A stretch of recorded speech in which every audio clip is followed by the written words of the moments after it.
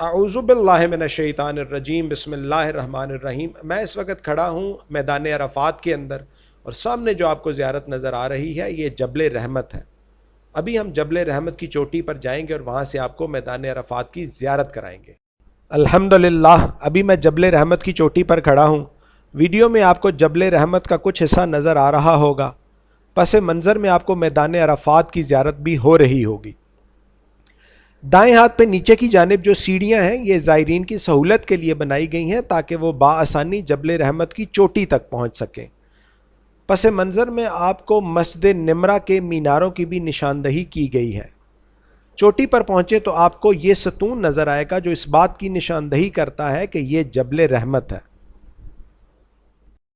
याद रहे कि ये सतून सिर्फ जगह की निशानदही के लिए बनाया गया है, लिहाजा इस पर नाम लिखना, इसका बोसा लेना, इसका तवाफ़ करना या इसको हाथ लगाना, इसकी कोई शरई हैसियत नहीं है। रिवायात के मुताबिक जबल रहमत ही वो जगह है जहाँ हज़रत आदम अलैहिस्सलाम और हज़रत हव्वा अलैहिस्सलाम जन्नत से निकाले जाने के बाद दुनिया में पहली दफ़ा मिले थे। हज का रुकन आज़म यानी कि वकूफ़ अरफ़ा इसी मैदान अरफ़ात में अदा किया जाता है। 9 ज़िलहज्जा को हाजी मिना से मैदान अरफ़ात में आते हैं। हज का खुतबा मस्जिद निमरा में होता है, उसके बाद ज़ुहरैन की अदायगी होती है और मगरिब तक हाजियों को इसी मैदान में क़याम करना होता है। ग़ुरूब आफ्ताब के बाद हाजी मुज़दलिफ़ा के लिए रवाना हो जाते हैं।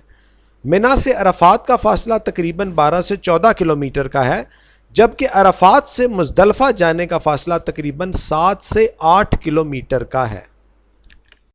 मैदान अरफ़ात में ही नबी सल्लल्लाहु अलैहि वसल्लम ने खुतबा हज्जतुल विदा इरशाद फरमाया था और रहती दुनिया तक के इंसानों को वो रहनुमा असूल वाज़िया फरमा दिए जो उनकी दुनिया और आखिरत की कामयाबी का बाइस बनेंगे। जहाँ तक फ़ासले का ताल्लुक़ है तो ये ज़ियारत हरम मक्का से तकरीबन 20 से 22 किलोमीटर की दूरी पर है। यहाँ पर मौसम खासा गर्म होता है। मैं जनवरी में यहाँ पर आया हूँ, लेकिन इसके बावजूद भी मुझे खासी गर्मी महसूस हो रही है। इस गर्मी से निपटने के लिए सऊदी गवर्नमेंट ने खासे इंतज़ामात कर रखे हैं, जैसा कि ये लोहे का जो स्ट्रक्चर आपको नज़र आ रहा है, इसकी मदद से हर थोड़ी देर के बाद हवा में पानी का स्प्रे किया जाता है और ये नीम के दरख्त और वो पानी का स्प्रे माहौल को बेहतर बनाने में बहुत अहम किरदार अदा करते हैं। माहौल भी ठंडा रहता है और फ़िज़ा में नमी भी बरकरार रहती है। इस वक्त आपको ज़ायरीन जबल रहमत से ज़ियारत के बाद वापस आते हुए नज़र आएंगे। बसेज़ आपको 10 से 15 मिनट के फ़ासले पर उतारती हैं और आप पैदल ज़ियारत के लिए जाते हैं। अल्लाह पाक हमारा यहाँ पर आना कबूल फरमाए, आमीन।